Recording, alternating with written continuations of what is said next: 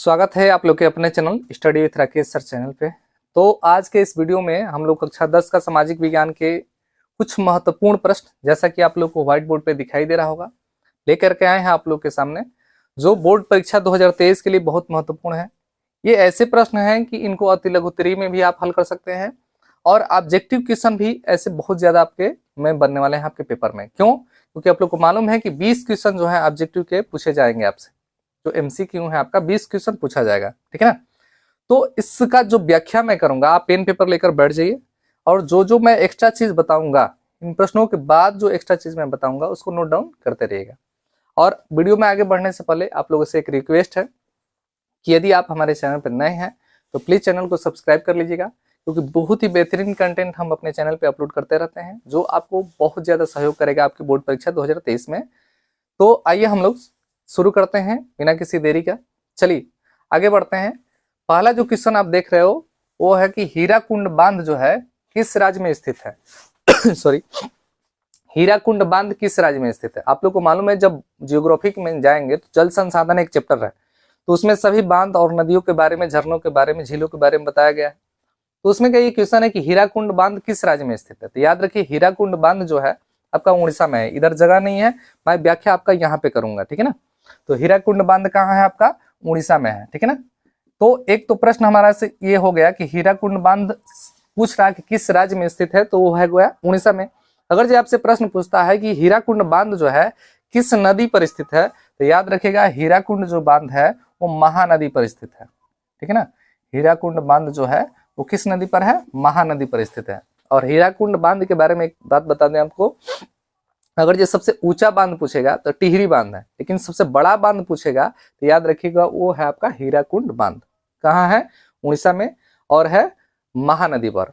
Comment box में आप लोग बताइए कि टिहरी बांध किस राज्य में स्थित है और किस नदी पर स्थित है, ठीक है ना। कमेंट करके आप जरूर बताएं कि टिहरी बांध जो है किस राज्य में स्थित है और किस नदी पर स्थित है, ठीक है ना। तो पहला का उत्तर हो गया उड़ीसा और नदी हो गई महानदी, ठीक है ना। आगे चलते हैं। उसके बाद कह रहा कि गंगा का उद्गम स्थल कहाँ है, यानी गंगा जो है कहाँ से निकलती है, उस उद्गम स्थल का नाम बताना है आपको। याद रखिएगा जो गंगा का उद्गम स्थल है, आपका जो गंगा का उद्गम स्थल है वो है आपका गोमुख। याद रखिएगा उत्तराखंड में पड़ता है आपका। गंगा नदी कहाँ से निकलती है? उत्तराखंड से निकलती है, ठीक है ना। और कहाँ से निकलती है? उत्तराखंड में किस जगह से निकलती है? तो उत्तराखंड के गोमुख नामक स्थान से निकलती है। याद रखिएगा उत्तराखंड के गोमुख नामक स्थान से निकलती है। और वहां पर एक है, आप लोग का मालूम है, गंगोत्री हिमनद है, गंगोत्री ग्लेशियर है, वहीं से गंगा नदी का निकास होता है, नहीं वहीं से गंगा नदी निकलती है। और आप लोग को मालूम है कि भारत की ये राष्ट्रीय नदी है। 2008 में इसको राष्ट्रीय नदी का दर्जा दिया गया था। याद रखिए गंगा नदी भारत की राष्ट्रीय नदी है। 2008 में गंगा नदी को राष्ट्रीय नदी का दर्जा दिया गया था। उसके बाद याद रखना है कि भारत की सबसे बड़ी नदी है जिसकी लंबाई 2525 किलोमीटर है, ठीक है ना। गंगा नदी की लंबाई कितनी है? 2525 किलोमीटर है। आप लोग को एक बात बता दें, गंगा नदी जैसे ही प्रवेश करती है आपका बांग्लादेश में तो इसका नाम परिवर्तित कर दिया जाता है, ठीक है ना।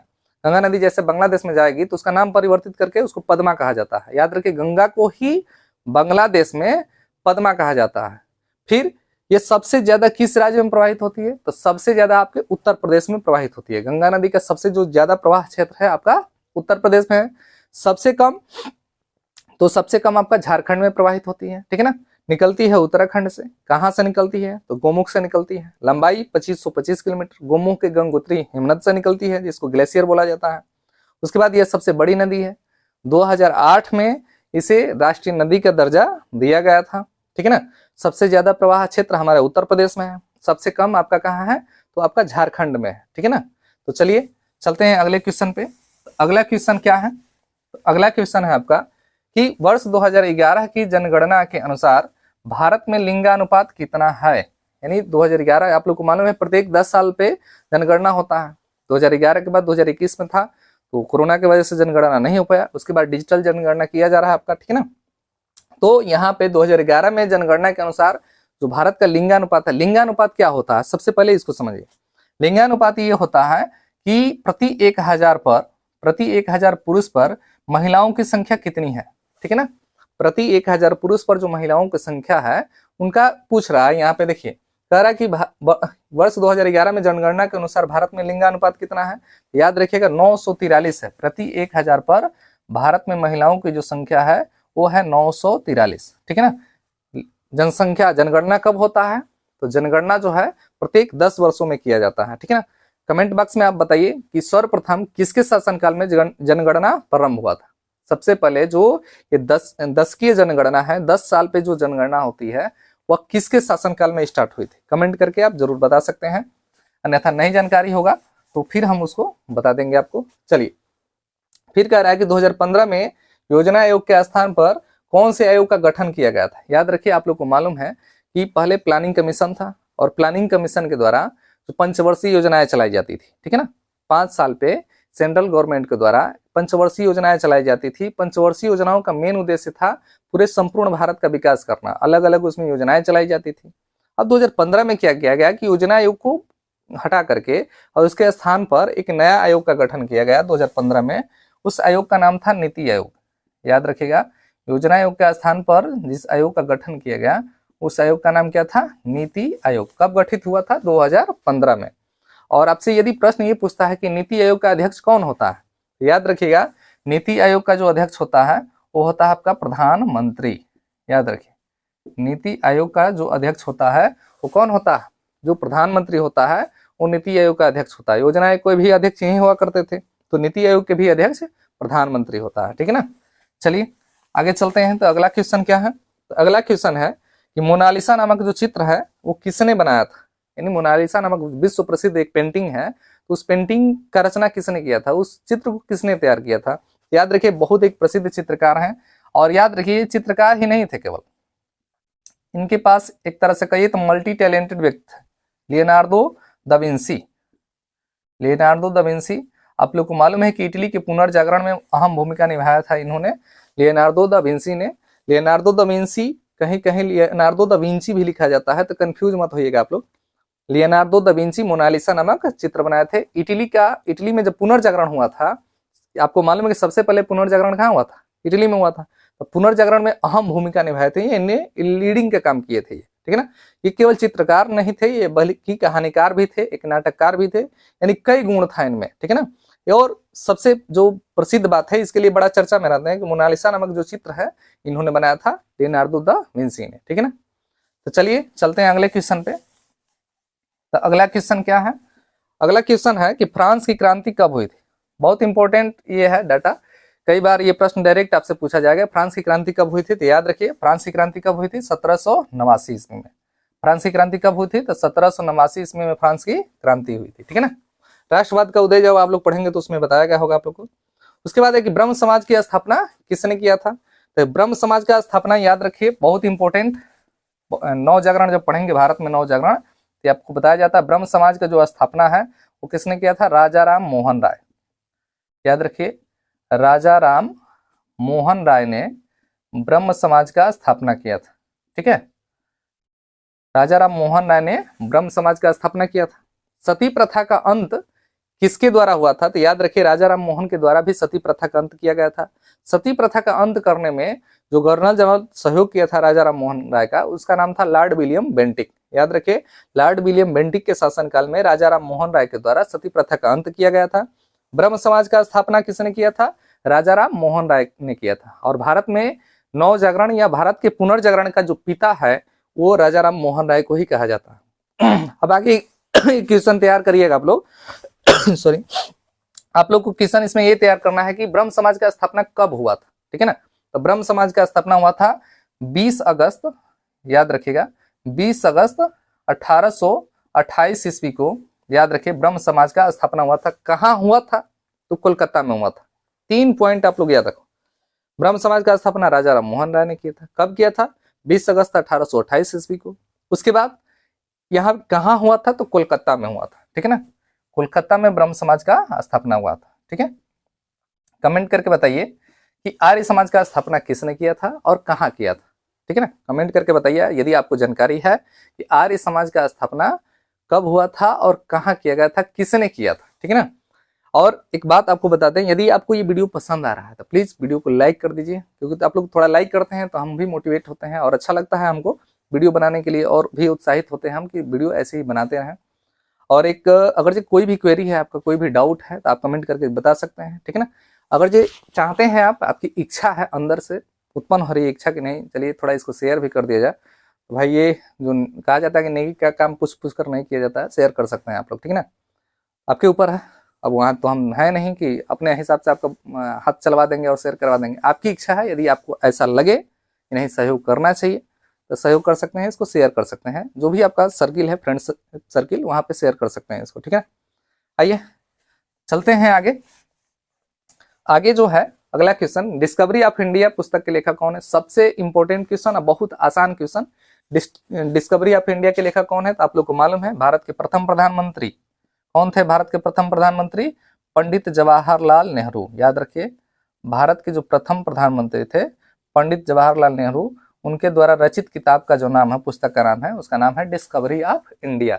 सबसे बेहतरीन क्वेश्चन और आसान क्वेश्चन, लगभग सबको जानकारी होगा, ठीक है ना। डिस्कवरी ऑफ इंडिया के लेखक पंडित जवाहरलाल नेहरू।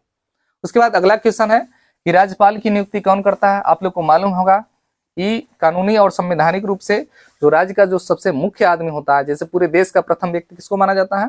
पूरे देश का प्रथम व्यक्ति माना जाता है राष्ट्रपति को। उसी प्रकार अगर जो राज्य का प्रथम व्यक्ति की बात करेंगे तो मुख्यमंत्री को नहीं माना जाता है। संविधान के अनुसार, विधि के अनुसार राज्यपाल को, याद रखिए गवर्नर को, यहाँ राज्य का प्रथम व्यक्ति माना जाता है। और इसकी नियुक्ति कौन करता है? तो उसकी नियुक्ति करता है राष्ट्रपति। याद रखिए, राज्यपाल की नियुक्ति कौन करता है? तो राज्यपाल की नियुक्ति कौन करता है? आपका राष्ट्रपति। प्रेसिडेंट ऑफ इंडिया जो है राज्यपाल का नियुक्ति करता है, ठीक है ना। ये क्वेश्चन आप लोग याद रखिएगा, ठीक है। राष्ट्रपति के द्वारा राज्यपाल की नियुक्ति की जाती है।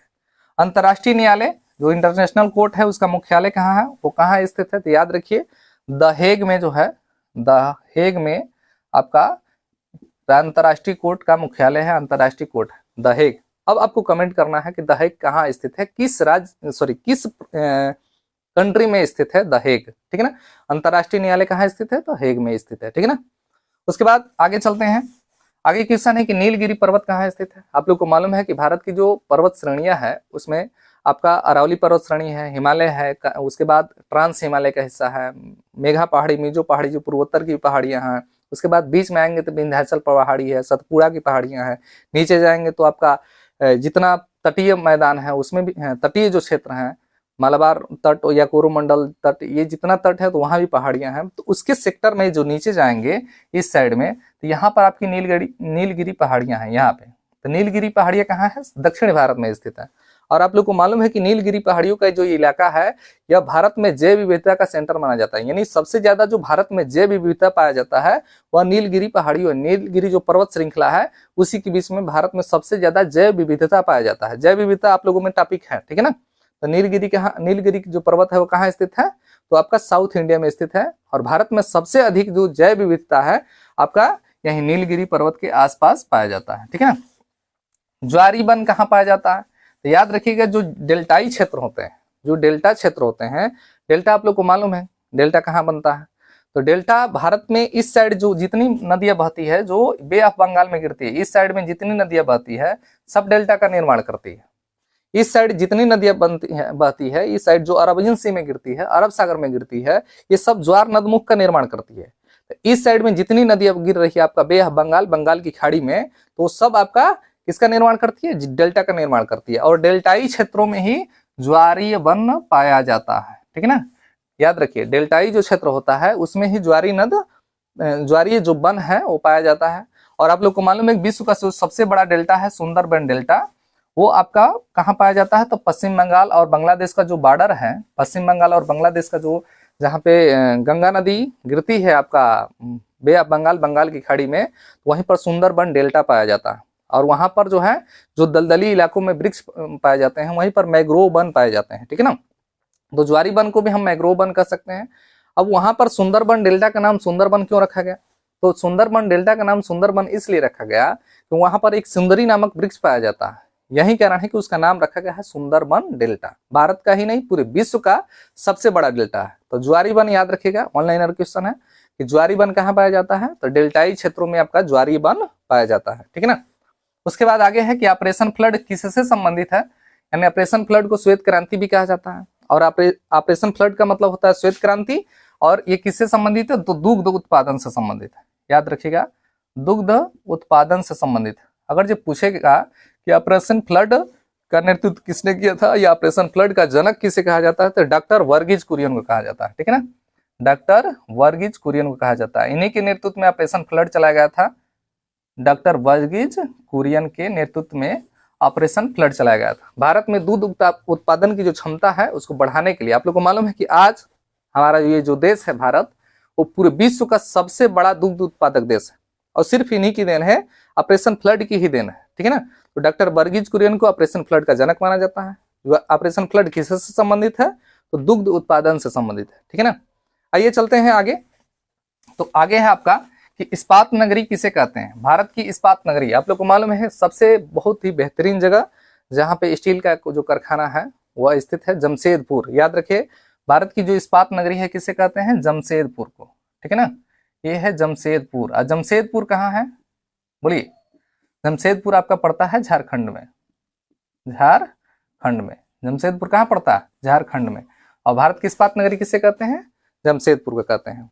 कौन सा कर प्रत्यक्ष कर है, ये आपका अर्थशास्त्र का क्वेश्चन है। ये कौन सा जो कर है वो प्रत्यक्ष कर है, तो याद रखिएगा जो इनकम टैक्स होता है आपका, जो आय कर होता है वो आपका प्रत्यक्ष कर की श्रेणी में रखा जाता है। याद रखिए, इनकम टैक्स यानी आय कर प्रत्यक्ष कर की श्रेणी में रखा जाता है। ठीक है ना, तो आज का ये 15 क्वेश्चन बहुत ही इंपॉर्टेंट है। यदि आपको अच्छा लगे ये वीडियो तो प्लीज इसे लाइक कीजिएगा, कमेंट करके जरूर बताइए आपको ये वीडियो कैसा लगा, और जितने मैं क्वेश्चन पूछा हूं आपसे प्लीज उसको भी कमेंट कीजिए आप, और इसे अधिक से अधिक शेयर करने का प्रयास कीजिए।